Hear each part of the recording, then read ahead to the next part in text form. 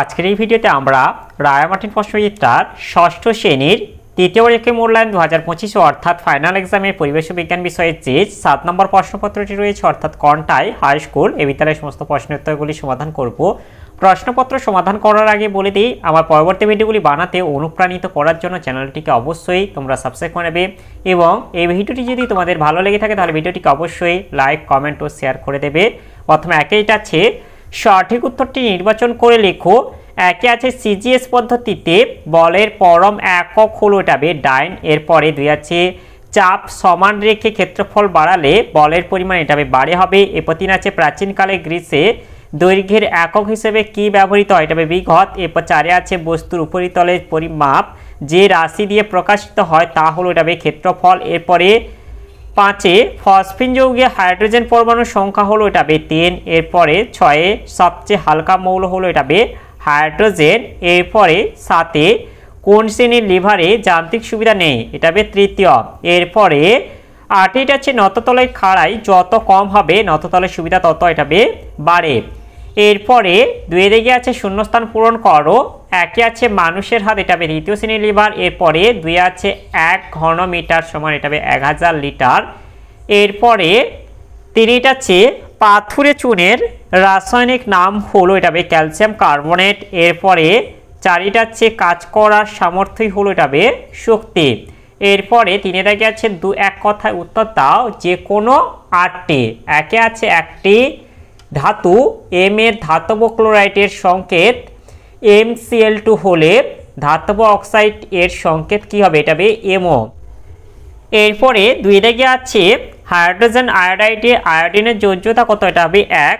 এরপরে 3টা আছে দ্বিতীয় শ্রেণীর লিভারে আলম্ব কোথায় থাকে, দ্বিতীয় শ্রেণীর লিভারে আলম্ব থাকে লিভারে এক প্রান্তে। এরপর 4টা আছে শাবল কোন ধরনের যন্ত্র, শাবল হচ্ছে এক ধরনের সরল যন্ত্র। এরপরে 5টা আছে আন্তর্জাতিক প্রমাণ মিটার কাকে বলে, এর উত্তরটি হলো ফ্রান্সের প্যারিস শহরে 1889 খ্রিস্টাব্দে international bureau of weights and measures নামক সংস্থা 0 ডিগ্রি সেলসিয়াস তাপমাত্রায় রাখা প্লাটিনাম ও ইরিডিয়ামের সংকর ধাতু তৈরি একটি দণ্ডে 2 প্রান্তে মাঝে দূরত্বকে আন্তর্জাতিক প্রমাণ মিটার বা প্রমাণ 1 মিটার বলে। এরপরে যেটা আছে 6 এসআইতে আলো তীব্রতার এককটি লেখো। এসআইতে আলো তীব্রতার একক হলো ক্যান্ডেলা। এরপরে 7 আছে ওজোন গ্যাসের পারমাণবিকতা কত, এটা হবে 3 হবে। এরপরে 8 একটি অসমসত্ব মিশ্রণের উদাহরণ দেওয়া, যেমন হচ্ছে বালি ও লোহার গুঁড়োর মিশ্রণ। এরপরে 9 যেটা আছে নবীকরণযোগ্য শক্তির উৎসের একটি উদাহরণ দেওয়া, যেমন হচ্ছে বায়ু শক্তি। এরপরে 4 থেকে আছে সংক্ষিপ্ত উত্তর দাও যে কোনো 4টি। 1 আছে পুলি বা কপিকল কি, এর একটি ব্যবহার লেখো, এর উত্তরটি হলো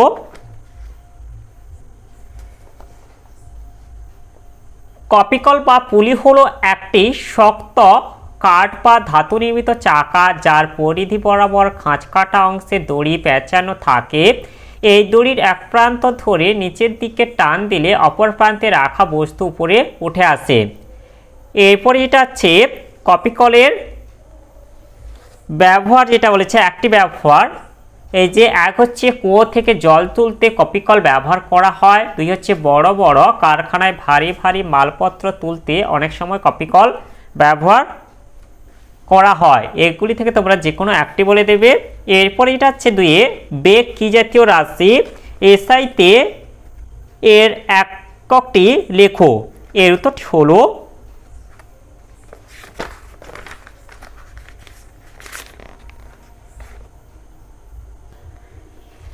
এই যে বেগ হলো লব্ধ রাশি।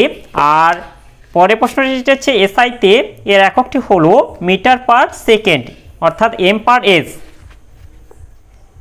এরপরে 3 থেকে যেটা আছে একটি ধাতু এ কে একটি বর্ণহীন গন্ধহীন গ্যাসের মধ্যে পোড়ানো হলে একরকম সাদা গুঁড়ো বি উৎপন্ন হয়। গ্যাসটি শ্বাসকার্যে সহায়তা করে। এ ও বি কে শনাক্ত করো। এ হলো ম্যাগনেসিয়াম ধাতু আর বি হলো ম্যাগনেসিয়াম অক্সাইড। এরপরে 4টা আছে ধাতু দুটি বৈশিষ্ট্য লেখো, এর উত্তরটি হলো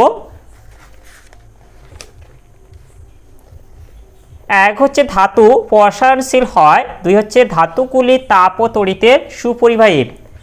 এরপর এটা আছে 5 ঘর্ষণের দুটি বৈশিষ্ট্য লেখো। এর উত্তরটি হলো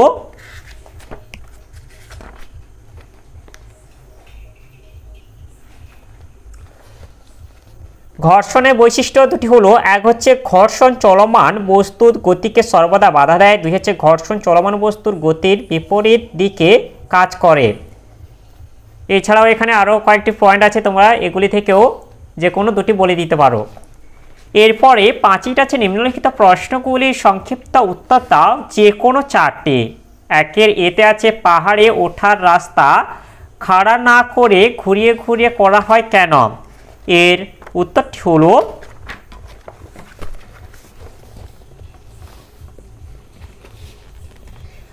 আঁকাবাঁকা পথ একটি নততলের কাজ করে। নততলের যান্ত্রিক সুবিধা এক অপেক্ষা বেশি হলে এই পথে অনেক কম বল প্রয়োগ করে পাহাড়ে ওঠা যায়। অন্যদিকে রাস্তা যত খাড়াই হয় নতিকোণ তত বাড়ে, ফলে যান্ত্রিক সুবিধা কমে, অর্থাৎ ওই পথে ওপরে উঠতে বেশি বল প্রয়োগ করতে হয়, ফলে কষ্ট হয়। তাই খাড়াই রাস্তার চেয়ে আঁকাবাঁকা পথে পাহাড়ে ওঠা বেশি আরামের হয়। এরপরে বেঁধে যাচ্ছে যন্ত্রের চলমান বা ঘূর্ণায়মান ঘর্ষণজনিত ক্ষয় কমাতে কি ব্যবহার করা হয়? এর উত্তরটি হলো এই যে যন্ত্রের চলমান বা ঘূর্ণায়মান অংশকে ঘর্ষণজনিত ক্ষয়ের হাত থেকে রক্ষা করতে ওই অংশে পিচ্ছিলকারক তেল বা গ্রিস ব্যবহার করা জরুরি। এরপর এটা আছে 2 দাগের এতে আছে শক্তি রূপান্তর উল্লেখ করো। ইলেকট্রিক ইস্ত্রি চালু করা হলো, এখানে তড়িৎ শক্তি থেকে তাপ শক্তিতে রূপান্তরিত হবে। এরপর বিটিটা আছে একটি স্পর্শহীন বলের উদাহরণ দাও, এটা হবে ওজন। এরপর সিতে আছে ঘর্ষণের ফলে বস্তুর মধ্যে কি সংঘটিত হয়, এটা হবে ক্ষয়। এরপরে 3 দাগের এতে যেটা আছে 4 ডিগ্রি সেলসিয়াস উষ্ণতায় জলের ঘনত্ব 1000 কেজি পার এম কিউব, ওই উষ্ণতায় 100 কেজি জলের ঘনত্ব কত হবে? এর উত্তরটি আমি বলে দিচ্ছি, তোমরা এটা খাতায় লিখে নাও। 4 ডিগ্রি সেলসিয়াস উষ্ণতায় 100 কেজি জলের ঘনত্ব হবে 1000 কেজি পার এম কিউব। কারণ ঘনত্ব বস্তুর ভরের উপর নির্ভর করে না, বরং এটি প্রতি একক আয়তনে থাকা ভরের পরিমাপ। তাই জলের পরিমাণই যাই হোক না কেন, যদি তাপমাত্রা 4 ডিগ্রি সেলসিয়াস থাকে তাহলে এর ঘনত্ব একই থাকবে, তাই 100 কেজি জলের ঘনত্ব হবে 1000 কেজি পার এম কিউব। এরপরে বিতে যাচ্ছে তরল পদার্থের আয়তন পরিমাপের জন্য কি ব্যবহার করা হয়? তরল পদার্থের আয়তন পরিমাপের জন্য আয়তন মাপনী চোঙ ব্যবহৃত হয়। এরপরে 4 এতে এটা হচ্ছে সংকেত লেখো, কপার সালফেট, এটা হবে CuSO4, এরপর আছে হাইড্রোজেন সালফাইড H2S। এরপরে বিতে আছে বর্ষাকালে ভিজে জামা কাপড় শুকোতে দেরি হয় কেন? এর উত্তরটি হলো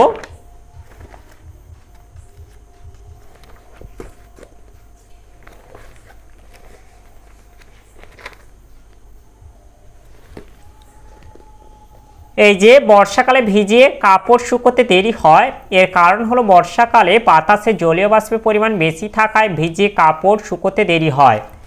এরপরে যেটা আছে 5 এতে আছে খাদ্যচাল কাকে বলে? এর উত্তরটি হলো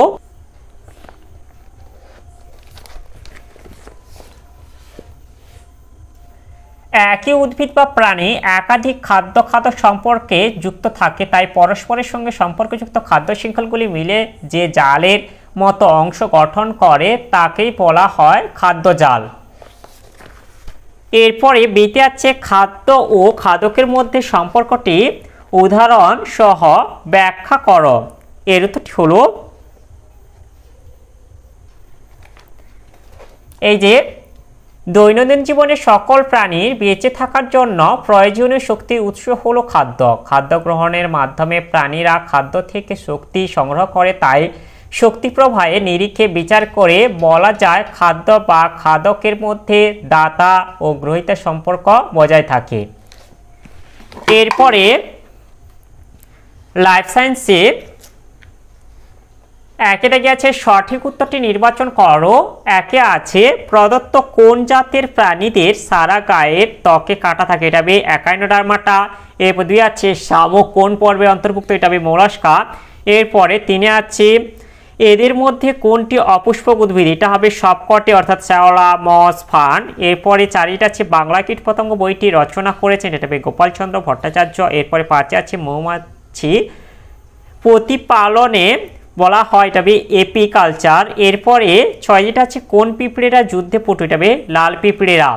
এরপরে 7 আছে পৃথিবীর সবচেয়ে বড় প্রাণী হলো, এটা হবে নীল তিমি।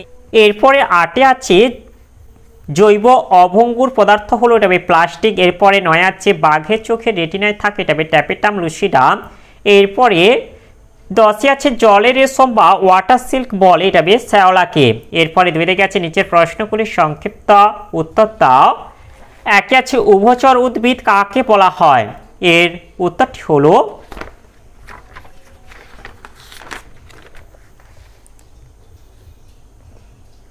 এই যে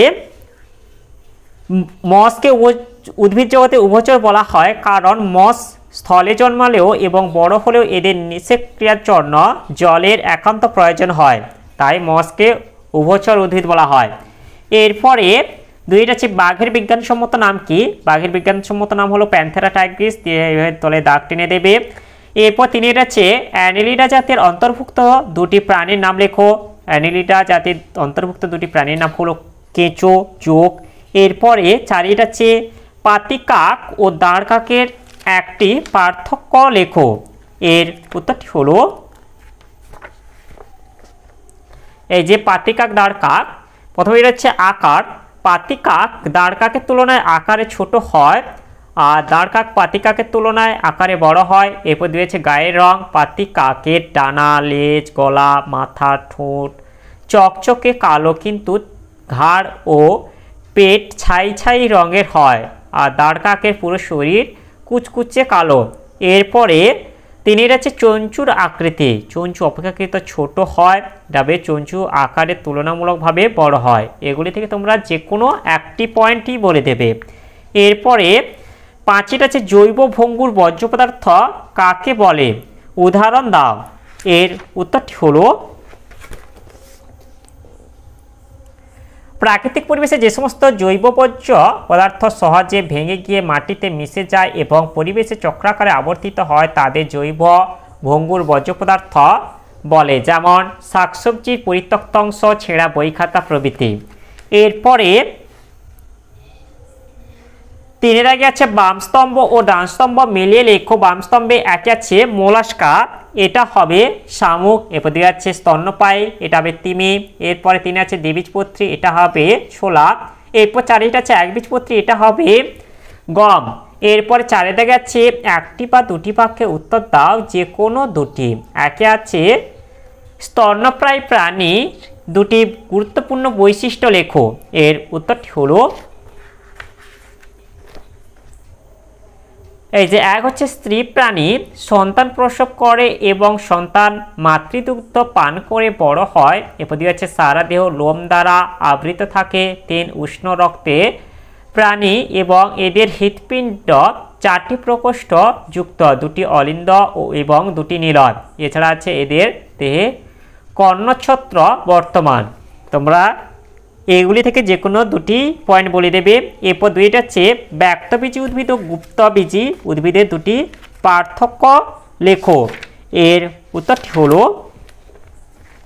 এই যে ব্যক্তবীজী আর হচ্ছে গুপ্তবীজী। প্রথমে হচ্ছে 1 আছে উদ্ভিদদেহ, এটা হবে গুল্ম বা বৃক্ষজাতীয় এবং বহুবর্ষজীবী, আর এটা হবে বিরুৎ, গুল্ম বা বৃক্ষজাতীয় এবং একবর্ষজীবী, দ্বিবর্ষজীবী বা বহুবর্ষজীবী। এরপর 2 আছে ফুল, প্রকৃত ফুল উৎপন্ন হয় না, তবে 4টি স্তবক প্রকৃত ফুল উৎপন্ন হয়। এরপরে ফল গঠিত হয় না, এটা গঠিত হয়। এরপর বীজ নগ্ন, ফলের মধ্যে আবদ্ধ থাকে না, এটা ফলের মধ্যে আবদ্ধ থাকে। এরপর বীজপত্র 2 এর বেশি, তবে 1টি বা 2টি। এরপরে উদাহরণ পাইন সাইকাস, এটা ধান, গম, আম, বট প্রভৃতি। এরপরে 3 দাগে আছে দুটি সমাজবদ্ধ জীবের নাম লেখো। দুটি সমাজবদ্ধ জীবের নাম হলো পিঁপড়ে ও মৌমাছি। এরপর 5 দাগে আছে 3-4টি বাক্যে উত্তর দাও যে কোনো 3টি। এক আছে 5 রাজ্য শ্রেণীবিভাগ উদাহরণ সহ ছকের সাহায্যে বুঝিয়ে লেখো। এর উত্তরটি হলো, এর উত্তরটি আমরা এখান থেকে বলে দেব। এই যে জীবজগৎ যেটা আছে এখান থেকে, যে প্রথমে এটা আছে প্রোক্যারিওটিক, এখান থেকে মনেরা। এই যে রাজ্য নম্বর 1 যেটা আছে, মনেরা উদাহরণগুলো হলো ব্যাকটেরিয়া, নীলাভ সবুজ শৈবাল, মাইক্রোপ্লাজমা। এরপর 2টা আছে যে প্রোটিস্টা আছে, প্রোটিস্টা হচ্ছে উদাহরণ অ্যামিবা, ডায়াটম, ইউগ্লিনা। এরপর এটা আছে 3 ফাঙ্গি বা ছত্রাক যেটা আছে, এই যে রাজ্য নম্বর 3 যেটা ইস্ট, পেনিসিলিয়াম, অ্যাগারিকাস। এরপরে 4 নম্বর যেটা আছে প্লান্টি বা উদ্ভিদ রাজ্য যেটা আছে, এটা 4 নম্বর মস, বহুকোষী শৈবাল, ধান, গম, আম, বট। এরপরে যেটা আছে অ্যানিমালিয়া যেটা হচ্ছে প্রাণী, আর এটা হচ্ছে 5 নম্বর রাজ্য যেটা, এর উদাহরণ হচ্ছে সমস্ত প্রাণী গোষ্ঠী। তোমরা এই ছকটা অঙ্কন করে দেবে। এরপরে 2টা হচ্ছে বিরুৎ ও গুল্ম উদ্ভিদ কাকে বলে উদাহরণ সহ লেখো। এর উত্তরটি হলো,